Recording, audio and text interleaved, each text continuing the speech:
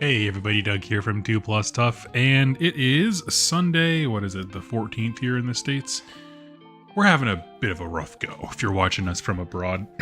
And so, the news has been overwhelming the last couple days, waiting on a lot of stuff to happen in our country, and it can seem like a lot. I was just saying about this yesterday, it felt emotionally overwhelming, and I can't control any of it. But I can control the unpainted models in my house. So join me, won't you? As we hang out and just kind of chill. Just take a break from the real world for a second and just enjoy things that we love. I would love for you to throw questions or comments in the chat regarding literally anything you want to talk about that's hobby related. And in the meantime, let me see if my camera actually worked. Probably needs a little dose of light here. We have my Spearhead terrain for my flesh eater quartz that I'm chipping away at. I've just been doing a lot of like measuring and getting combinations of stuff that I like. I need to paint this guy up and then do a final few details on a few other minor bits and bobs, but it's coming along. So I'm going to finish up this while we're chilling and chatting. And then off camera, I have another thing over here. Let me slide all this out. This has been my project that's been in the back burner for a long time. So a while ago, I mentioned a game called Hobgoblin, which is a miniatures agnostic rank and flank game created by the same guy who does Gaslands. Well, I got these bases. I want to do it at a very small scale. So that's what, there we go. There's a whole unit of, let me see if I can get my camera to adjust. Never likes the auto adjust. My demon corn hounds, my non-IP infringing corn hounds. These are all designed by Forest Dragon, just an independent artist over on Patreon. But yeah, essentially I'm going to have just racks of these guys up on bases and come up with a few different unit configurations to be able to play basically on something that's kind of akin to a Warcry board instead of a full, I don't know, man. In that game, he has you use a 4x6. I am so over large table games. It's just, who has that real estate at home? And then if you're asking me to go find someone to play a game with at a store, it's like, that's just a tall order for me. You know, with a game that's like an indie game, like Hobgoblin is. Let's see. Looking for my grays. I have all of the pages for the various Age of Sigmar, War Scroll entries or whatever pulled up. So if there's one you'd like to talk about, please go ahead. Let me know. Hey Doug, hope you're doing well. The Hobgoblin is a great idea. Oh yeah, it's a super fun game. If you guys haven't played, it's brutal. Stuff just dies, which is like in both sides of like, it's not like a 40k where if you have guns you kind of just win a little bit. If you have guns on the other side, it doesn't. How about that? But no, it's there's some really cool stuff he did in there and just made it so that you can use whatever you like. But I was holding off on talking about it. People in the comments have been like, well, where's the content you talked about doing? And they initially asked me to cover it for a Kickstarter. And I just got the email, I think this week or last week, that the books are actually going to start shipping. And I'm somebody who, like, I'm terrible at learning rules. If I don't know how else to word this. If I read something on a PDF, I retain a dramatic lower amount of the information than if I read it in a Dead Tree book. For rules specifically, for some reason, like novels and that kind of stuff, I can listen to all different forms of media. But there's just something about rule books. I'm like, I need to be able to reread it a lot and not on a screen. I don't know if anyone else is like that.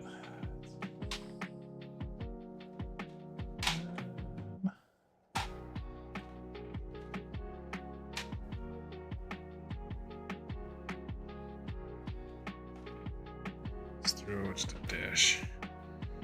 I'm just doing some light dry brushes, and then I'm going to go back and recolor these towards the end to make sure they all kind of match. But we just need to add a dash of a lighter tone there.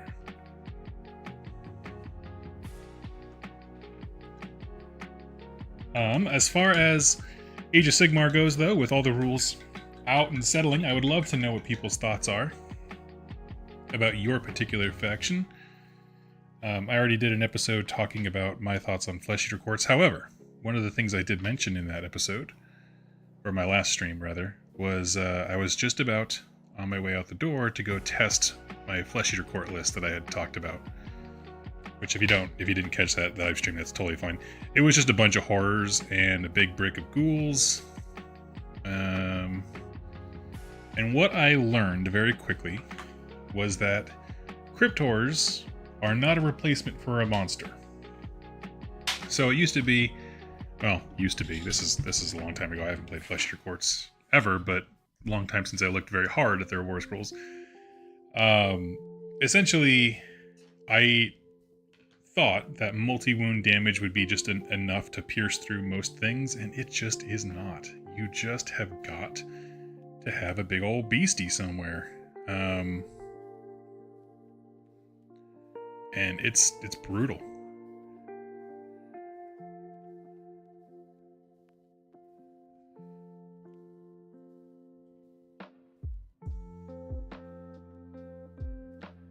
Okay, I think, let's see, as far as, so if you can see here on the screen, these are going to be available for sale soon, but not quite yet. There's a kind of an inlay here, and that is where the actual footprint of the official design is. So I'm trying to do something that kind of loosely matches that. So we have here, I turned wall corridor. If I put that there and lined it up so that it's at least parallel, and then I threw maybe this little guy here at the end to kind of fill in that last little bit of space so we know that like from here it's over. I think that would work. I think that would work just fine. Let's see, let me grab my glue here.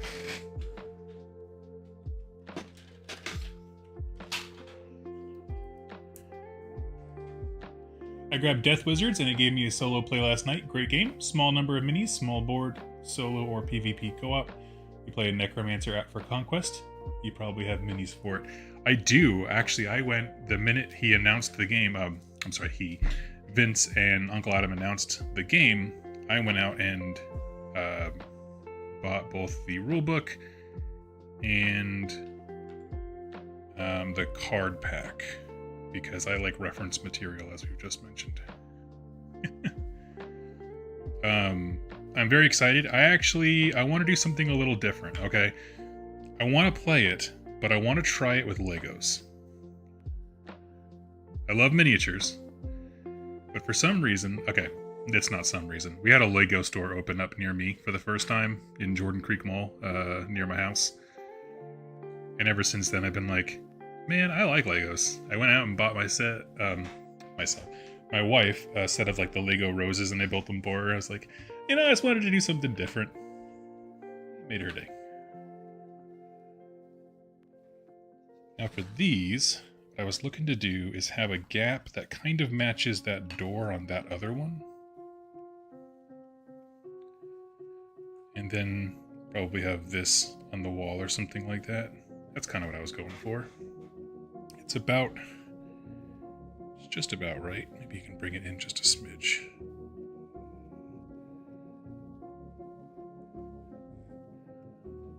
And let's see.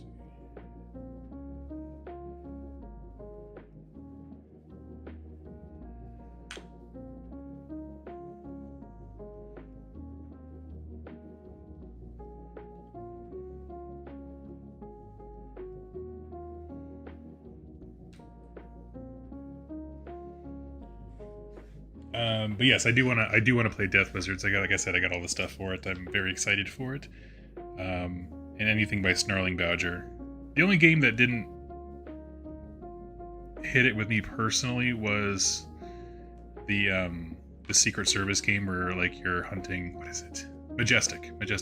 And that has less to do with the actual game mechanics and more to do just with the setup and the board size and that kind of stuff. Just didn't grip me. But thanks for the Apocalypse, and Space Station Zero, I think, was the one I've personally had the most fun with, if you're talking Snarling Badger games. I went to their event in Adepticon, and I say event with air quotes, not dismissively, but actually, I loved it. I walked up there, and first of all, we're in a side room. Vince and Adam are on the other side of the side room, have nothing to do with this event. I thought they were going to be, like, running the Space Station Zero event, seeing as how they're the guys who made it. Nah, it's a fan thing. But they were on the other side of the room doing Tanks for the Apocalypse, so the big group game. On our side, I walked up and the organizer gets everyone together and he just says, raise your hands if you came here for a tournament. And everyone just kind of stared at each other. He's like, good, because that's not what we're doing. We're doing an event, which is just a very casual. We all brought the stuff. We all were able to learn together. There was 2 guys there, I think, that hadn't, like, I hadn't played against somebody else, but they hadn't, like, they just bought the rule book then. And so it was just very casual, very open, and that's the kind of stuff that I like for Adepticon, is not the main line of games, but those side things where it's like, you got 4 hours between events. How much of that time can you spend laughing and or facilitating all of your bodily functions you've been ignoring during the rest of the tournament that day? So yeah.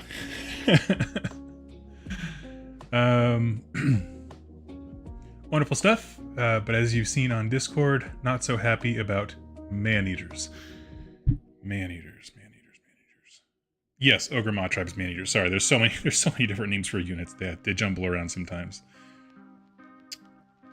I've seen that. I don't really know what the deal is with man-eaters, but I've seen kind of like how I am with Lumineth, which is like, I seem to be catching up on whiffs of people being deeply sad about something. Can someone explain? Also, for the record, I want to share this with you guys. So I pulled out a bunch of stuff from my bits box for these, right? These are my Spearhead terrain bits. And one of the thoughts I had was like, oh, wouldn't it be cool to have a nice little, like, a watchdog, a goodest boy type thing? And then I primed him. And I put this sad little dog next to a tombstone. And I made myself sad. That's basic. I was telling my friends online, it's basically the Warhammer equivalent of Jurassic Bark from Futurama. I was like, no, we got to get this dog out of here. He can't be anywhere near the graveyard terrain. He's got to put him with the blood and plunder where everybody's happy and just chilling and pirating. But yes, my plan, since the lower pieces don't block line of sight that much, they're mostly used as a physical impediment. That's my plan here, is just this whole thing is the base, and it goes to about that high. So it worked out pretty well. And we're just gonna, these are from Reaper Minis. They have a whole box that is just headstones, and I love it.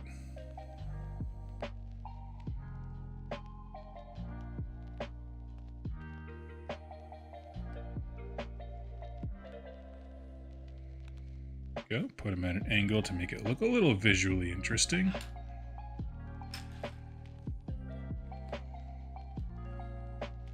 And this one we'll do straight on.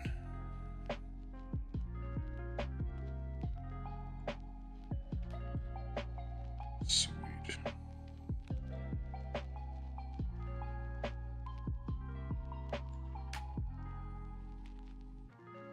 And we got a little wheelbarrow. We're going to set him right next to this one. Just for pizzazz's sake.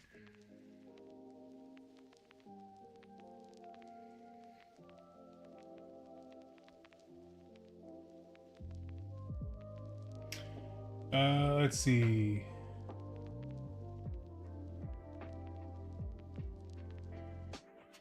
We playing Maggotkin around noon? Dude, okay, Mogwai man. Have I got some thoughts? Many a thought. So my first game was against Maggotkin of Nurgle.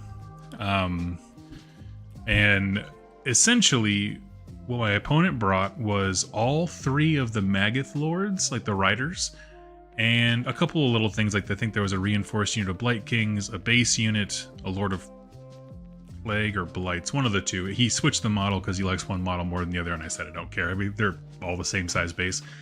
And that was, oh, and the 10-man unit from Warcry, the Plague dudes. I can't remember what they're called now.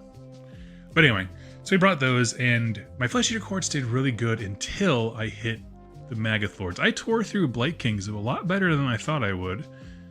But the Maggoth Lords I bounced off of. As far as ranking them, from what I saw, this is purely what I saw.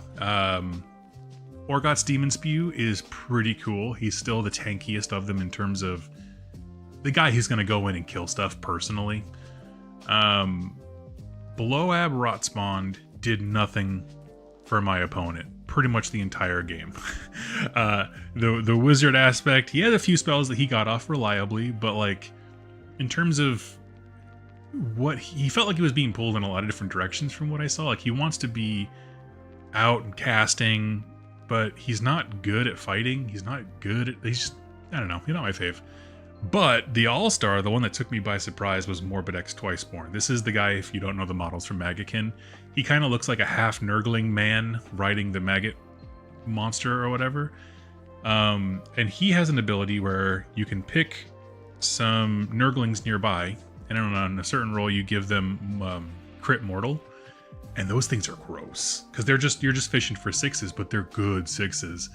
So that was pretty awful. Also, he can like restore wounds up to half of what he suffered, so you have to kill him and you have to mean it. And I thought they did a great job writing the rules for him, because the game bent around him, like not in a competitive balance sense, but like my personal game is like Morbidex was the anchor point for my opponent's army, and then once I hit against it, that was it, man. I had like 2 good shots. I whiffed one of them, just bad dice rolls, and then after that, everything was just a slow grind into the inevitable death.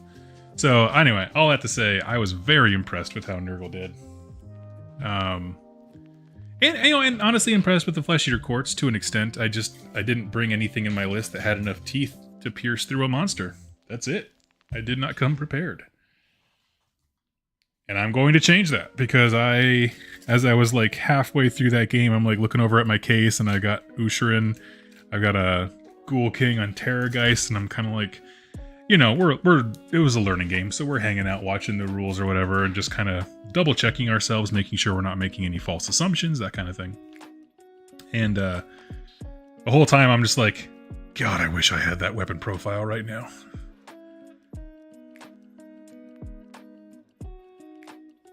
I'm looking at either of them, like I would take literally either of you dumpy nerds.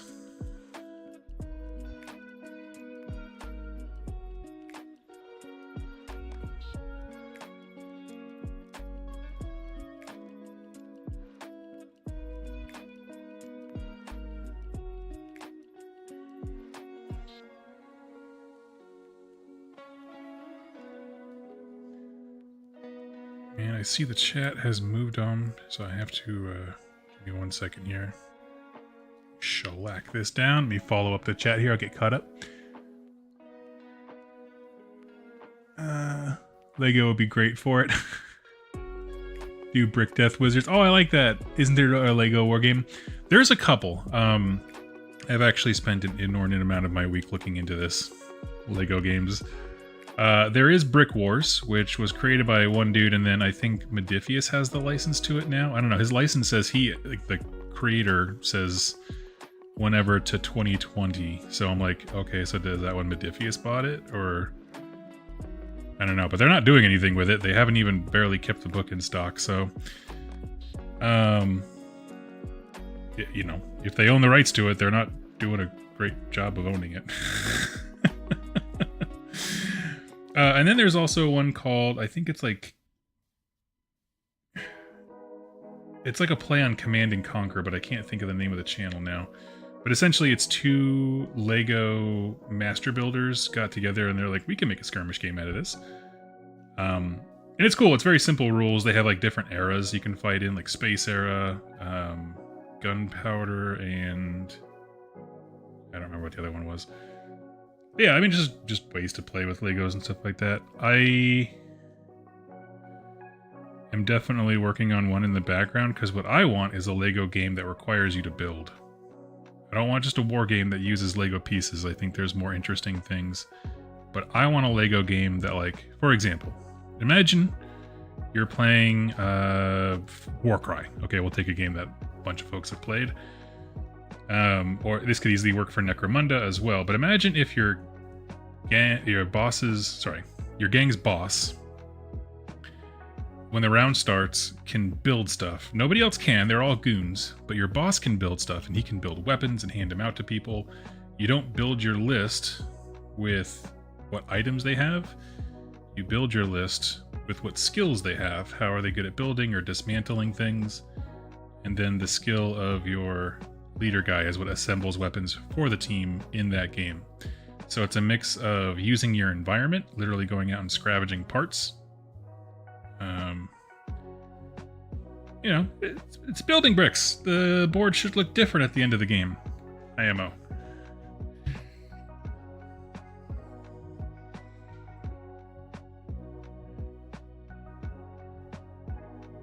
Let's see. Going into Spearhead full destruction mode, or ogres and suns. Nice, I like that. I like no more tracking disease points and contagion points. Nice.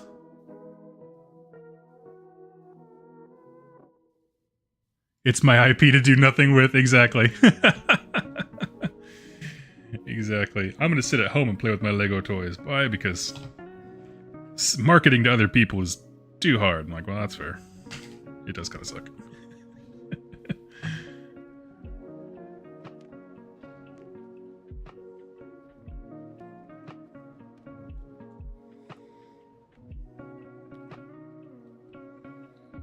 That's just part of sharing the love of making fun of game companies, though, right? GW is always the easiest one because they tend to be the biggest kid on the block. So when they mess up a release, it's a big deal. Everybody notices. But when it's like, you know, I don't see anybody talking about the fact that Modiphius tried to kickstart Cahos's Cthulhu, which is like a Roman era Cthulhu game that sounds cool, but like they had a rough time getting that funded. I assume it fully funded. I just know it took a while. Usually, if you don't, it's hard to get funded past the first 24.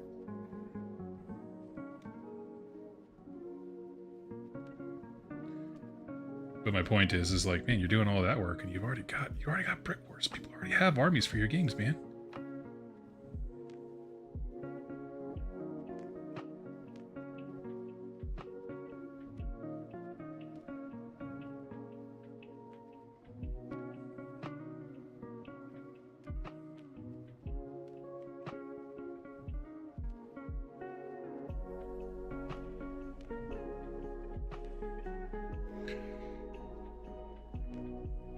That's what I needed to do. I need to save up and buy the intellectual property of something that nobody really wants. I'm just gonna turn this into a game.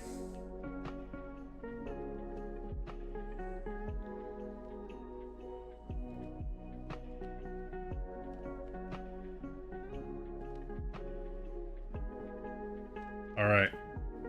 That's a fun question for the chat. If you had infinite money, and I saw this online, and they gave my answer. I'm going to give it here again. But it was a fun question that I read on Twitter in the R Wargaming group.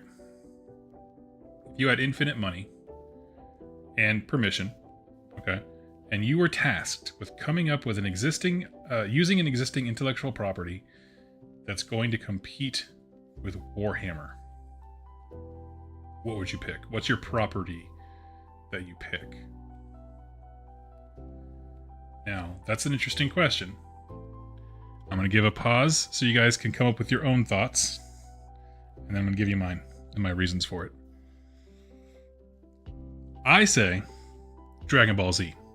I think there needs to be a good fighting skirmish game, but also armies of Dragon Ball Z, because a few things. One, it is nostalgia bait for multiple generations, whereas a lot of the GW nostalgia was initially garnered in the 80s and 90s and whatever. So it crosses a lot of nostalgia timelines. It's massive. It gives you access to one of the biggest markets in the world, overseas in Japan. It has a massively dedicated fan base of obsessive nerds who would love to see every iteration of their intellectual property, you know, brought to fruition. It's built into easily access not just gamers, but painters, models, collectors, all that stuff. That's my option, or my answer. I would love to know what you guys think. What intellectual property would you buy if you could buy any of them to go head to head with G-Dubs?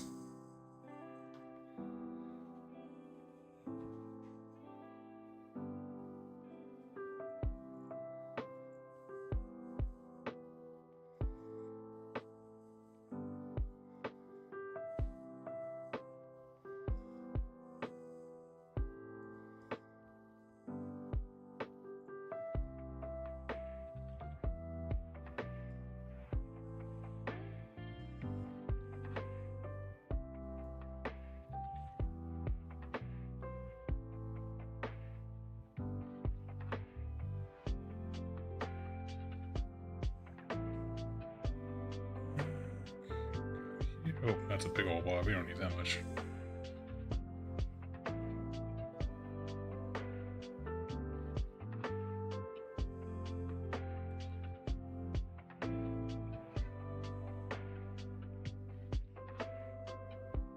All right, there we go. And I even did it on camera, so I know it's recorded. I can just re-download this video later. I'm going to take a picture and send it to my buddy Dan at Tectonic Crab Studios, who did the cutting for me. I think he'll get a kick out of it.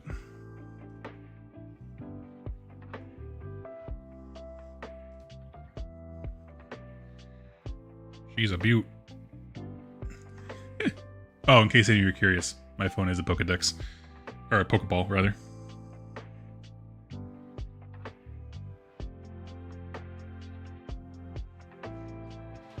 All right. Let's put these bad boys off to the side to dry. Now we're going to jump into some Hobgoblin. Now, if you're not familiar, Hobgoblin, as I mentioned at the top of the show, is a rank and flank wargame that is meant to be miniatures agnostic. It's by the same guy who did Gaslands. Whole bunch of bases there. Let's dump these out and see what I got. So I got, a long time ago, I got artist sculpts and then had my buddy Jeremy 3D print a bunch of stuff. And then that's when I moved, and so I put it away, never to touch it again. And I regret that terribly, because now it's just a whole bunch of sprue cleaning. Soul crushing sprue cleaning.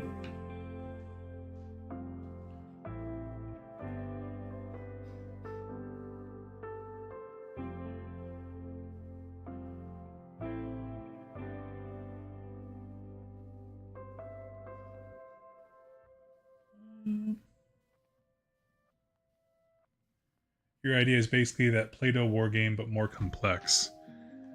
Play-Doh wargame. Oh, the new Necromolds one that came out? I saw, I hung out with the dude who's selling that at Adepticon. He was very, very kind. He was just very high energy. I liked him a lot. If you guys don't know what that is, basically, imagine you play a Necromancer, and your Grimoire, of course, your book of spells, is always handy with you. And basically the way it works is it's a little plastic grimoire about this big, and then you put a piece of Play-Doh in and crush it, and then inside the book is like a mold of a monster. So you use the book to summon the monster. Your little Play-Doh monster then goes on the board, and all of a sudden he's on the table. He's a fighter. And when they die, you crush him in and he stays there. So now the Play-Doh's on the board and it acts as terrain. So you're always changing like the nature of the boardscape every time anybody dies. It's very cool. But yes, that's where part of it comes from, is like, if you're gonna play with Play-Doh, you gotta do Play-Doh stuff, which is what? Crushing things and pretending to scream on their behalf as you do so. If not, what are we doing here?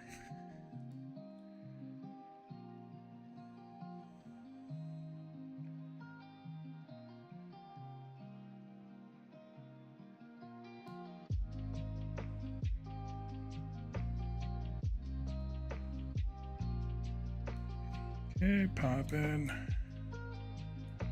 Oh, this is going to take forever, unfortunately. That made a huge mistake. Would have been easier just to buy and paint a whole full-sized army. I'm just kidding. No, I've always wanted to do mini-sized models like these guys. They just sound real fun to me. Let's see. So that is 2 chariots, I thought. I have one more. I'd love to have 3 chariots. Or at least one side of my army. Ah, right here.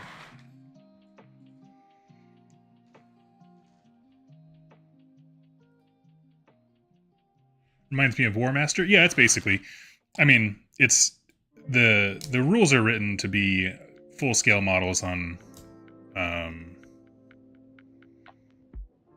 you know, like on a full table or whatever like that. You can use whatever models you want. I decided personally to make it a smaller scale one because I'm emotionally over full-scale army games right now. Barring The ones I've already bought into, like AOS and Conquest. Even then, Conquest, I'd much rather play First Blood than anything else.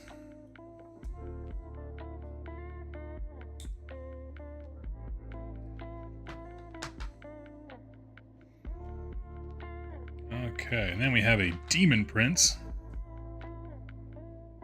who weirdly enough has no supports on him. Impressive. What are you? We got some Marauders. Let's see. Yeah, basically, so I could have had a bunch of different armies. I asked for enough stuff to build 2 different kinds of Chaos armies. Basically like Slaves to Darkness-esque. One that is more Marauder heavy, one that's more Cavalry heavy.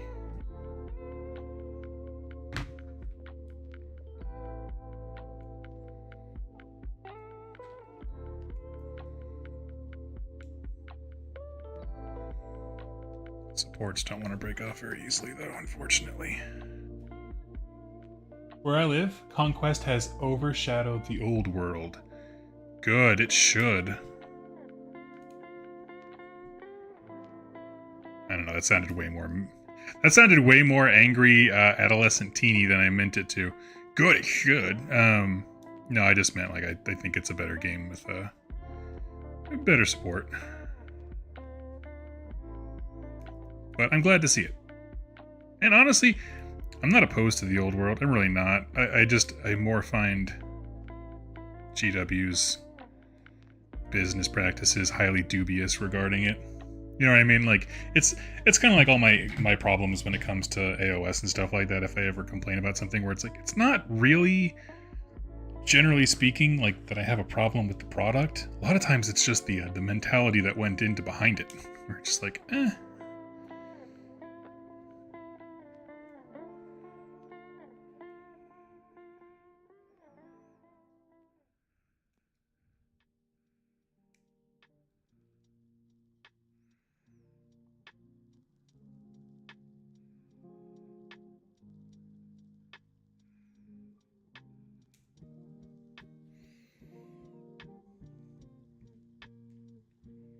Go. It's a nice little squad of Marauders there. Let's do 2 more lines of those and we can put them on a base. Chaos Warriors.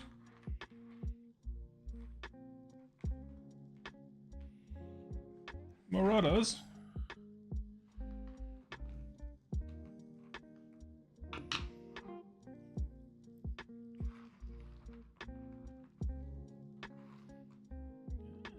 Those are the only Marauders on foot that I have? Interesting. Okay then.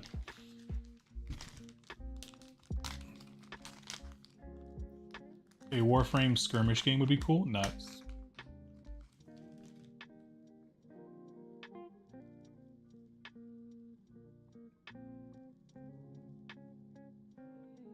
There's so many games to cover. So many IPs that I can't think of anything that isn't very niche.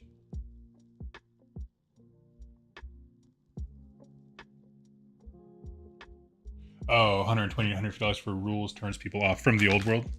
Is that what it is, really? I don't actually know. Like, full disclosure, Games Workshop sends me supplements and stuff like that, but I'm not very,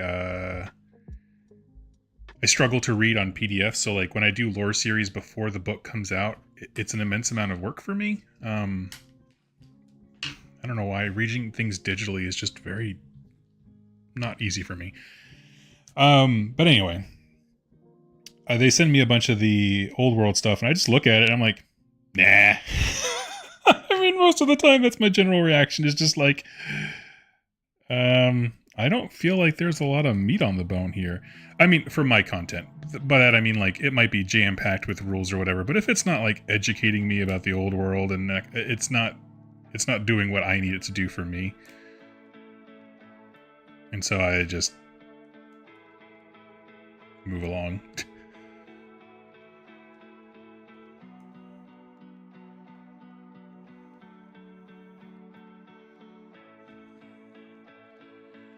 Bomber, that's ridiculous.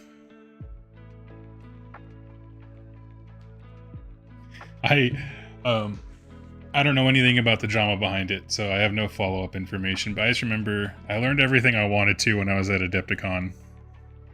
And one of the people I really respect most in AOS, his name's Brendan. He's one of the hosts of Cubic Shenanigans. Just a fantastic player and human. Very smart, very analytical. But I asked him like how the Old World event was going that he was running. Or I don't know if he was running or he was a part of it. I think he was running it. He had to have been.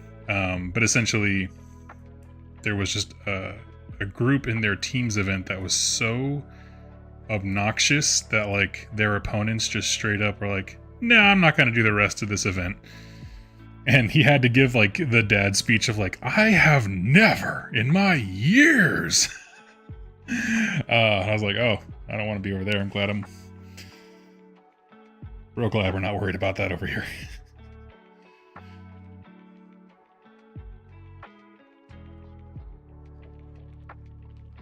Got you. I think this will round off our Chaos Hounds. And in this game, you essentially just choose what stand your leader is in, like what base or whatever. And so I'm going to do knights and then put, where is he? One of these guys. Yeah, here's a Knight Lord. He actually has the same pose as the, what is it? Dawnbreaker's guy, the Nurgle guy on horseback. I don't know, I like him. Pick up the Arcane Journals. They've got loads of lore bits. Okay, Andrew, I will. The next time they send me something, I will look more intently at it.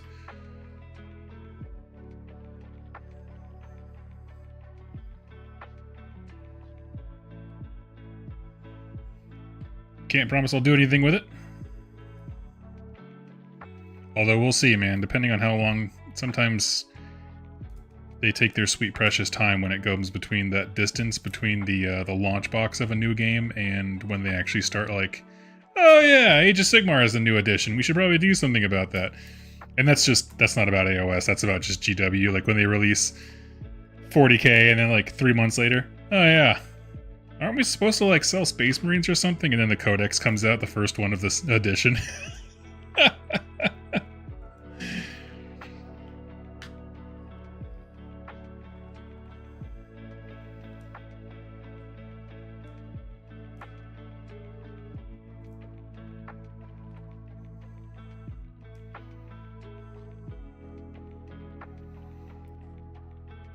Also, mostly a Garage Hammer scene here. Rare to see it played in store. Yeah, and that's the thing. Like, that's why I haven't had a video that's just like, "Hey, everybody, stop playing Total War or Old World or whatever." Just because it's like, dude, so much of that game is based upon the idea, if you and your opponent agree, go for it.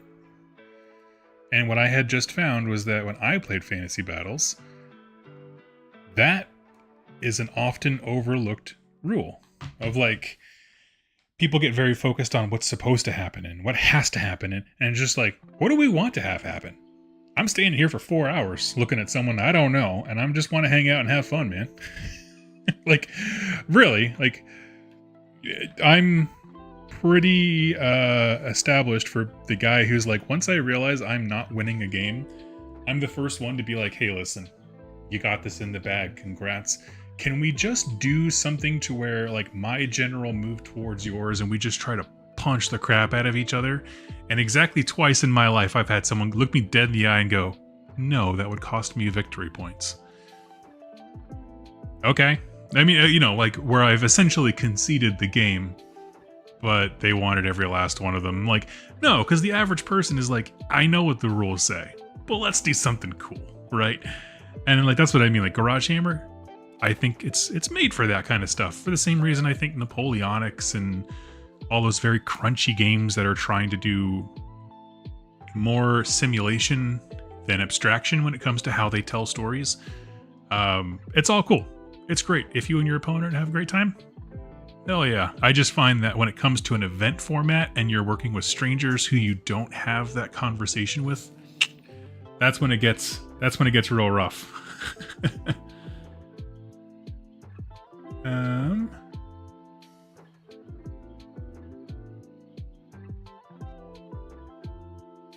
For that mass battle thing, play Hobgoblin, Kings of War, Oathmark, or Conquest. Exactly.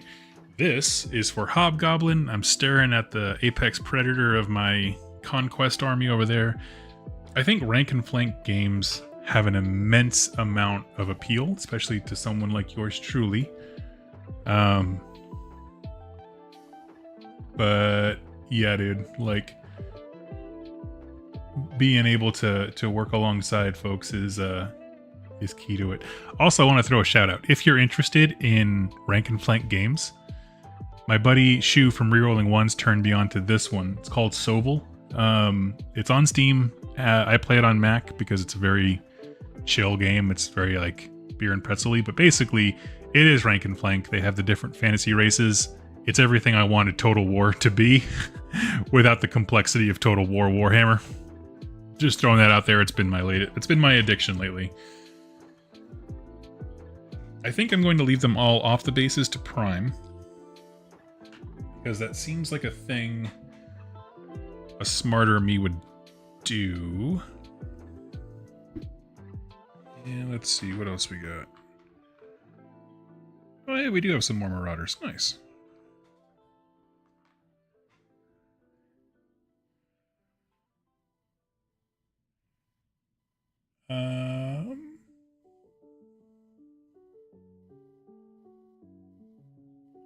The Old World Core Rulebook. You will be playing Choose Your Own Adventure as you're trying to find an answer to your question. Ah, I see.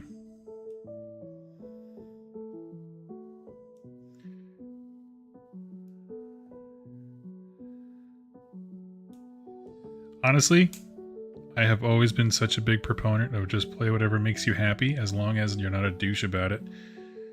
Speaking of which, this last week at my local game store, people failed that second part.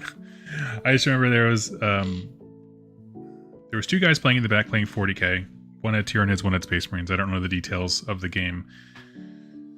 But they had their heated gamer moment where one of them is like, but you said he didn't have blah blah blah kind of buff, and then someone dropped the hard C word, cheater, making an accusation about their opponent in the middle of the game store, which is very, I'm gonna say, lacks social grace. How about that? And then later on, the guy who made the accusation comes over and is like, hey man, you should have seen this sweet win I just had. That's called a pro gamer move. I just said I'd be a lot more impressed if you were able to do that without making accusations at your opponent. But he cheated. I don't care. I don't care. I get rules wrong every single game. You think I'm going to congratulate you on being the biggest douchebag about getting your rules right? Nah. Get out of here. It was me and I think an older guy, well, he's older than me, right? I'm 35, but like a little more gray in the beard, and he was just like, are you kidding me? Like, I get so many rules wrong. Never. Like, yeah, nah.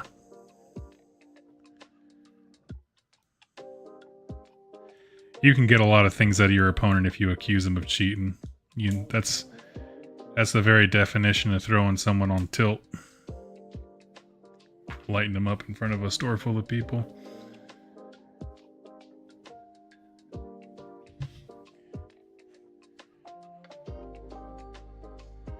The rules for those other games are far cheaper. Oh, yes. Conquest is free. And they have one of the best apps, companion apps in the entire industry.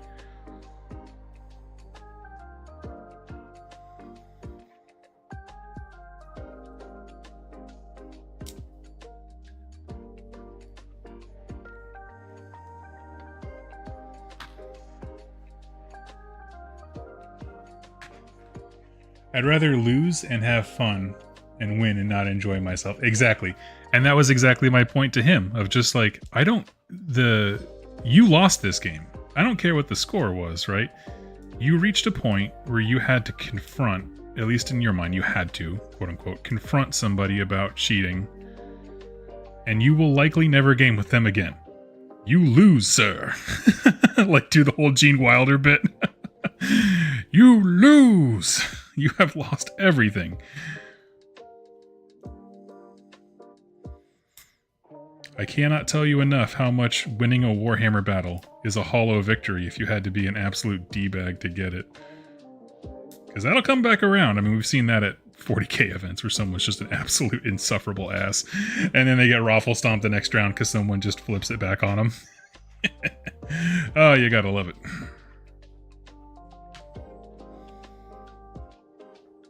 The ones I'm really not excited to do are these harpies. These look like they might be the death of me. I don't know. We'll see. But they're going in a pile till the end.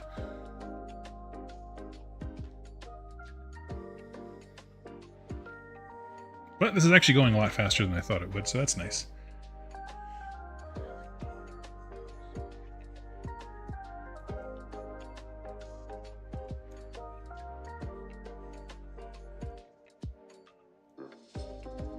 Don't get me wrong, the quality of books are nice, but if I have to navigate through over 100 universal special rules, that's a big turnoff. Horus Heresy also has issues with this. Yes, they do. They also have issues with nesting rules, like a rule that says your unit also gains these other universal special rules. I hate that. Corvus Belli used to be really known for that for a hot second. I think they've improved it. I don't know. I haven't actually checked out Infinity since the new edition. I hope they have. I think they mentioned it once in a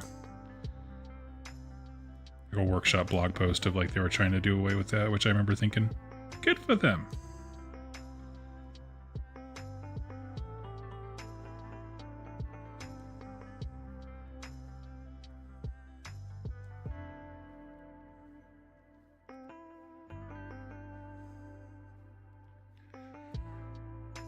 DW! Lovely title of the video, Doug. Just tuned in. We'll catch up later. Well, thank you so much, buddy.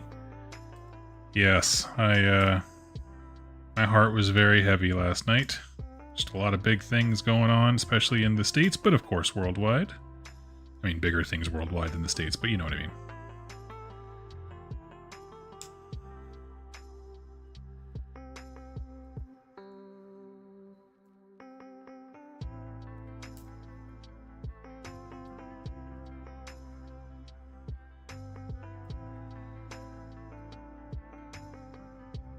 It's a good time to create spaces for people to resolve complex and seemingly contradictory feelings, right? That's the whole goal. Here we are. We got some... We're already being productive. Look at this. We got Spearhead terrain. We got, you know, I'm definitely going to at least go around and tell people I built a 4,000 point army in a day.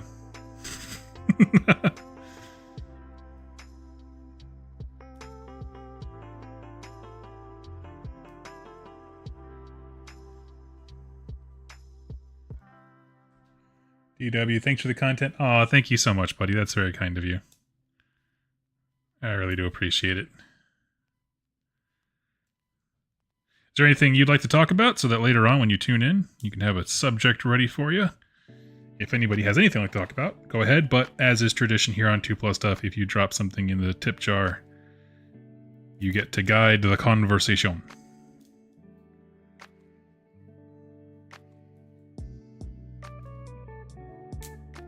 And though I might ramble off topic, I promise I will come back to it. I have a tendency to do that.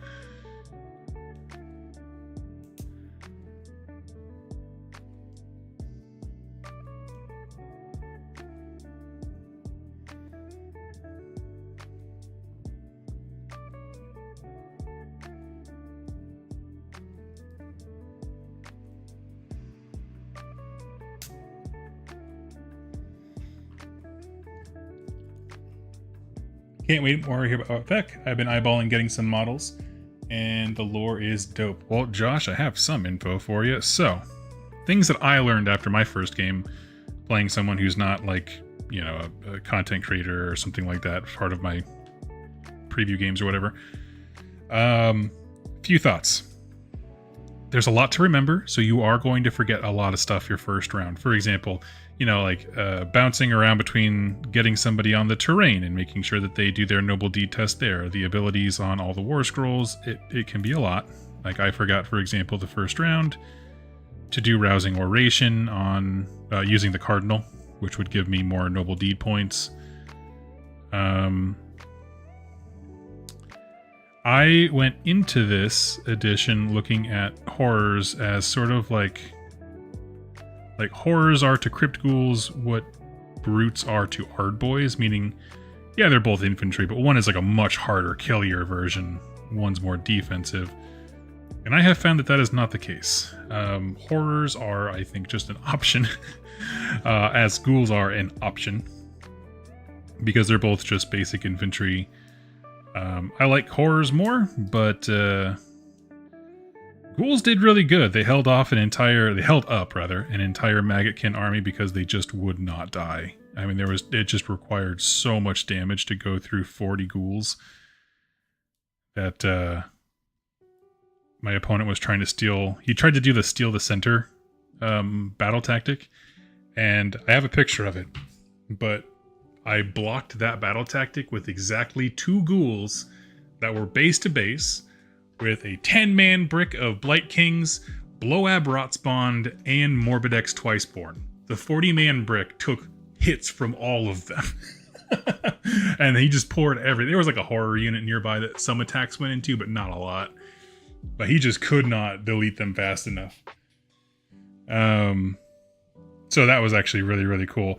The downside to fighting Nurgle for my first game was I did not get to use like any of my healing mechanics, because if you don't know, Nurgle, this is important if you're a Feck player, can make things infected. And the way that you get rid of the infected token is by healing or adding models. But what that also means is the first time you go to do those things, you don't heal. You remove the token instead. Well, okay, so all he has to do is just keep reapplying this to the units I have in combat. And it just made it very difficult to get models back. So all the synergies that I had built into regarding, bringing models back to life, none of them worked out, which is great practice. Good to know.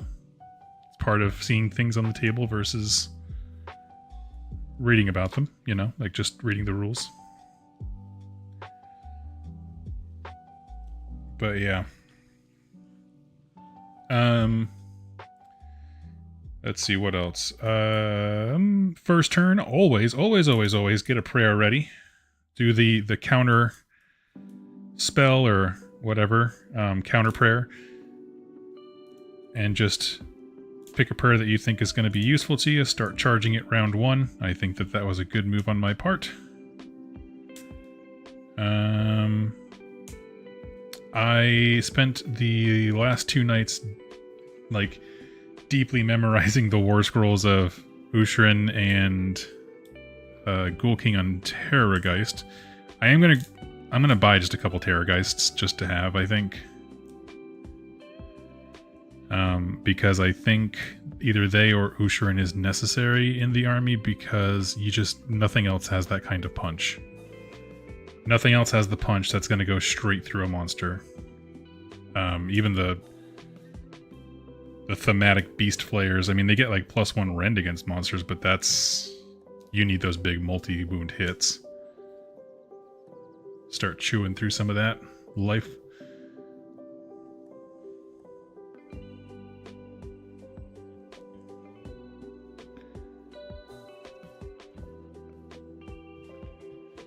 I love AOS, but the drip-fed rules don't gel with me. I have to play to learn, so really got into Curse City with my son and friends. That's fantastic. DW, I cannot tell you enough. I think you're really going to enjoy Spearhead. I enjoy it. There's a few guys at my store who really do. There's a few competitive folks who they don't sneer their noses up at it, but they're just not interested, and that's fine.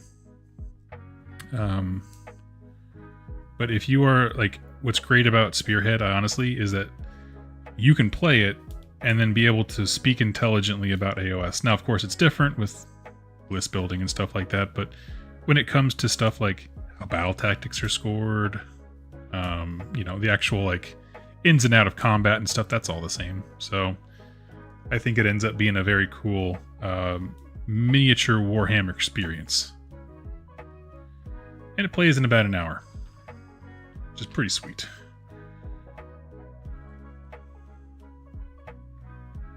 Especially if you're trying to play with your son, depending on how old he is, getting a kid to stay still that long could be its own challenge, but obviously that depends on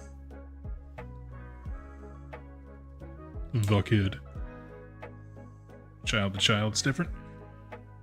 Playing a completed game has its benefits. There's a white dwarf materials for it.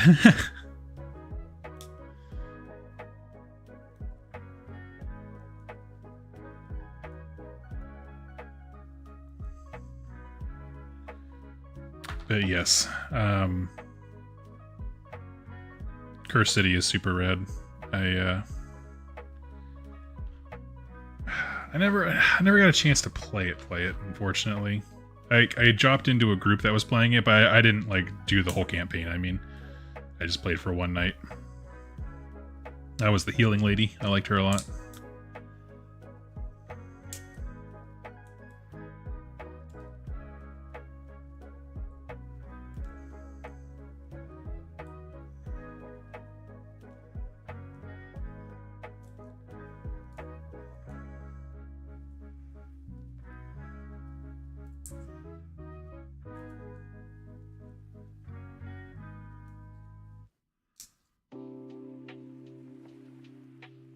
Ooh, it's like a Mutalith Vortex Beast. I like it.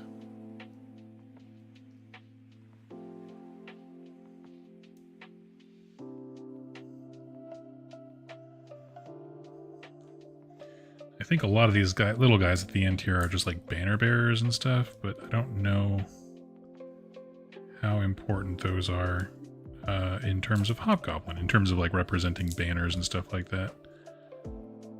I imagine at least the way that I play tested it was just following what's on paper or whatever.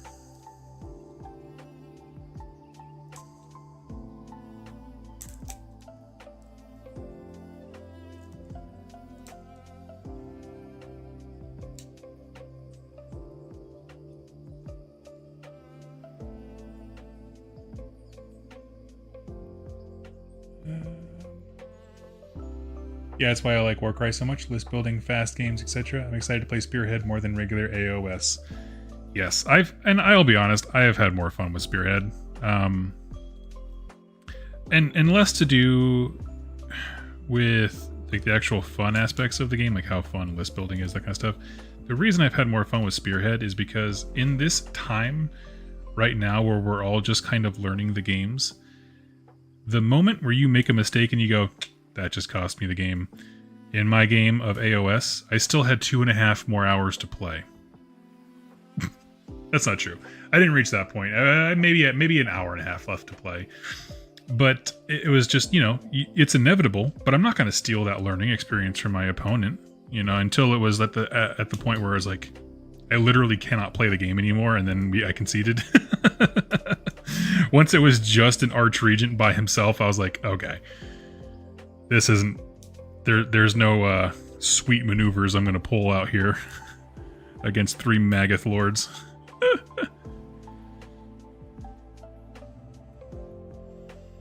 But anyway, when you have that same feeling or experience in Spearhead, you've got maybe 20 minutes left.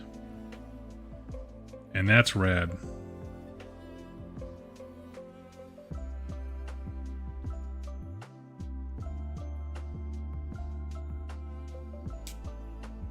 You know, you learned the lesson, you're ready to move on with your now experience, but you still stuck at the table rolling dice because you want to be a nice person, and you should be, right? You should always be a good opponent who finishes games.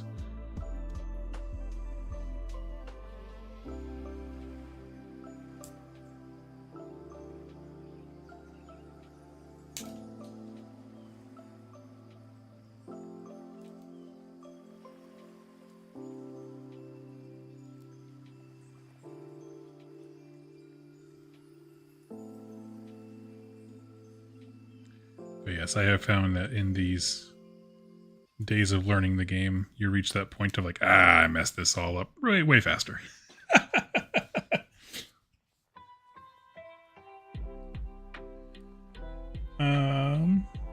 I've heard Spearhead had the better underdog mechanic than AOS.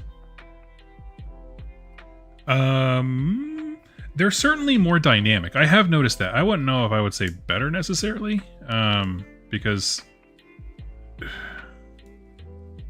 well, would I? Actually, I might say it's better. It certainly feels a lot more relevant. How about that? When it's not diffused across an army, I felt like my twists in... we played Battle for the Pass when we did that big AOS game with Nurgle. I felt like my twists in Spearhead always mattered way more than the twists in the Battle for the Pass. Or not twists, underdog. I'm sorry. I assume everyone knows what I'm talking about because we were just talking about it, but there's just something about it where, I don't know, it just didn't jive, where I was like, it just didn't feel impactful. I love the idea still, like it's still killer. But when you hear discussions about how the underdog is like too good, I don't know. It's going to remain to be seen. Personally, I agree. I feel like that is way more of a thing when it comes to Spearhead than the main game. But Spearhead, I think, uses it intelligently.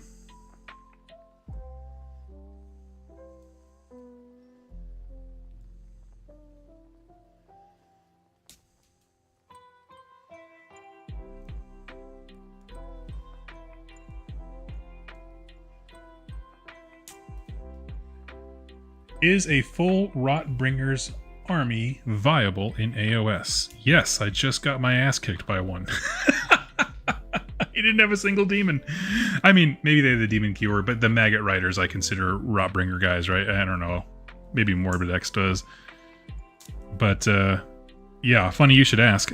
Yeah, absolutely. Quite good, actually.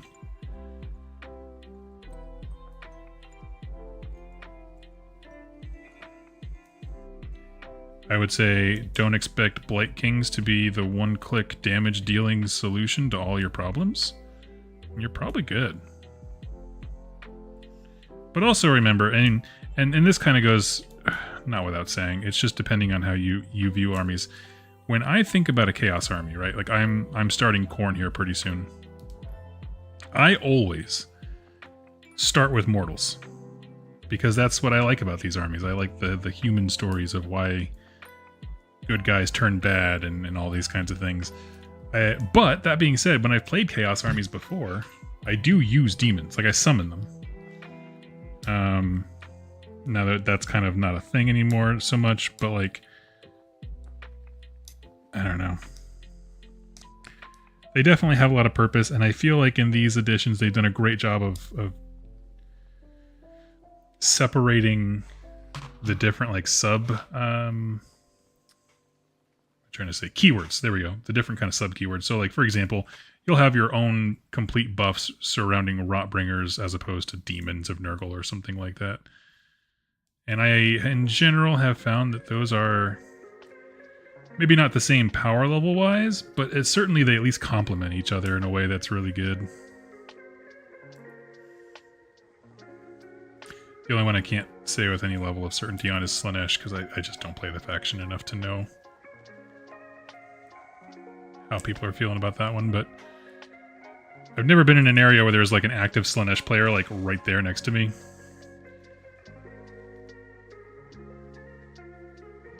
When Jack from Ruling Ones would play his, it was usually just for fun games, but when he went to an event, he would bring a Stormcast or something else.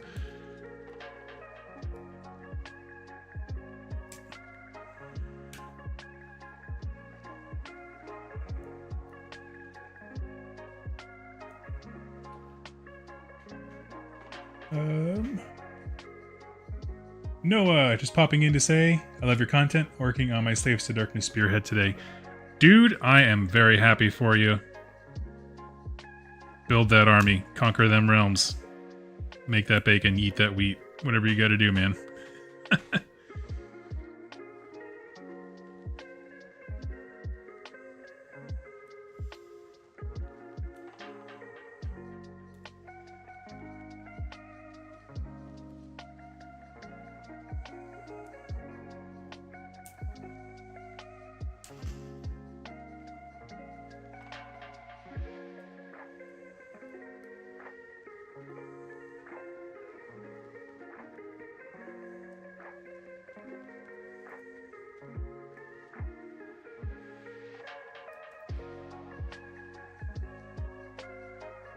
Actually, these popped off the sprue things pretty easy. My harpies. Oop.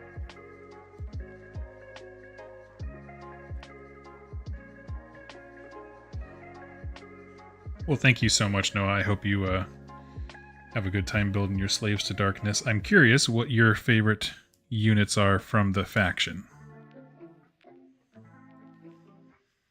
From Slaves to Darkness. I hear a lot of... Well, we have one Slaves to Darkness guy, but he's very nice. He speaks in hyperbole at my local store. So I have to kind of... You know, there's just those kinds of folks who like the way that they use language. You have to just kind of take a beat and think about what they say before you respond. Otherwise, you're going to be coming at it at a different level. He's one of those. Very nice person. Slaves to Darkness player. Awesome stuff. But was immediately just like, oh my god, I can't believe they ruined Demon Princess. And I'm like, I don't know. I didn't want the over-the-top answer, so I didn't even entertain. I wasn't going to ask, like, so what's about him that you don't like, man? We had that. We had a guy walking around just talking about how much his Sylvaneth suck. That was interesting. Everyone kind of just talked to him the same way that, like, you talk to someone who told you, like, they had a really bad day, like, at the bus stop, where you're just like, oh, sorry, man. Because the game's new. None of us know. None of us know what's good and what's bent and what's broken. I don't know. You just didn't like them. Which is fine, but I don't know. There's just a lot of that, like, bruh.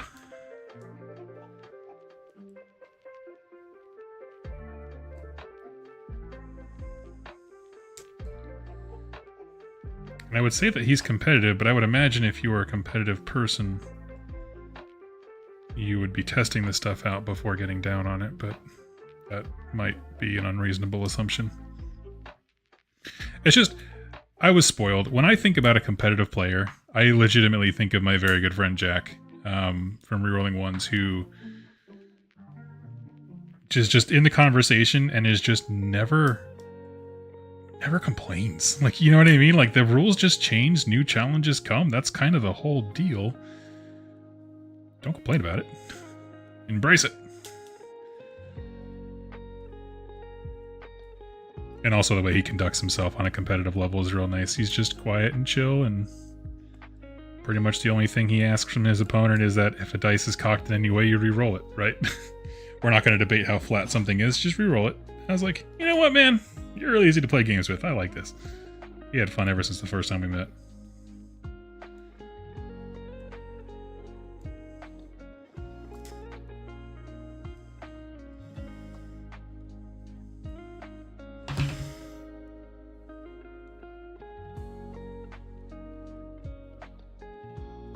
Let's see. Chaos Slaves of Darkness are cool. I'm working on the last of my Gloomspite. Nice. From a painting perspective, Chaos Warriors are my favorite models. Such cool sculpts. And for gameplay, I haven't played any 4th Ed, but looks like Demon Princes are pretty solid. I'll be running one no matter what. Perfect answer. Well, I don't know anything about Demon Princes, about what the guy was complaining about. It might have been a specific list build thing. I don't know. I can tell you that Chaos Warriors look fun. Totally not Stormcast. Yes.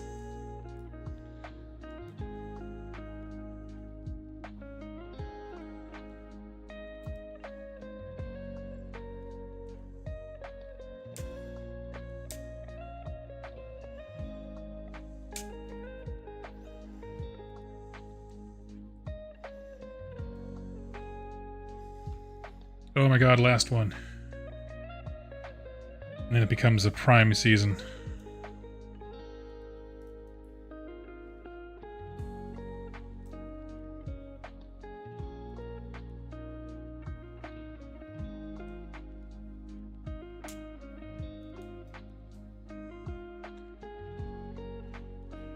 Let's see, I'm about to get a Cities of Sigmar, Iron Jaws, or Rotbringer's Army. Maybe a carriage and over to Seraphim. Thinking about... Oh, you're thinking about all 5 of those options equally? Oh man, you got a lot of decision making to do.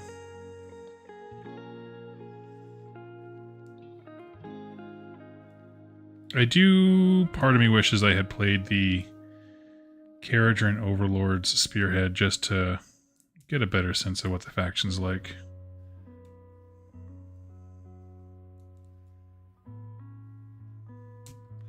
Because you have to, I mean, when your movement with the boats is so specific about how like the boat functions, whatever, it changes your perception of the game, and it should, right? I mean, that's something that like Tom's thought about or mentioned thinking about. I'm sorry, I mean a reader's mind, but on Warhammer Weekly when he's talking about boats or whatever, this is years ago, back in second ed, but like, you know, how you maneuver them and how they deploy and all this kind of stuff is so important just because of the nature of that. I mean, I don't know. Anyway, friends, we have a whole heckin' ton of chaos stuff done. Like I said, it's all chaos, but I'm going to be painting them up a little bit differently to have some small armies and basically doing my own Path to Glory battle for Hobgoblin. So all these little forces are in the caves and fighting over for dominance of it. In the background, I'll bring it on screen one more time so we can all just kind of see what we worked on today. Sharpen this up. There we go. In case you missed it, we have our terrain. These are custom Spearhead sets. They match the exact footprint of the GW terrain, but they are modeled for my Flesh Eater Courts, and I am very excited for them, especially once I can get some dry basing done, stuff like that. I will have pictures up on the community tab, so you can go check that out. I think I'm going to hop off because it is getting roasting in my office, and I'm going to go prime all this junk outside. But thank you so much for hanging out with me. Y'all, hang in there. It's going to be a rough week, especially if you're in the States. It just is. But I have some content coming out to help you ignore the real world. And remember, you can't change any of it. Just focus on stuff you can change and be cool to the people around you. That's all you can do. Thank you so much for hanging out with me and ignoring the world with me just for a little bit. Go out there, stay safe. Have a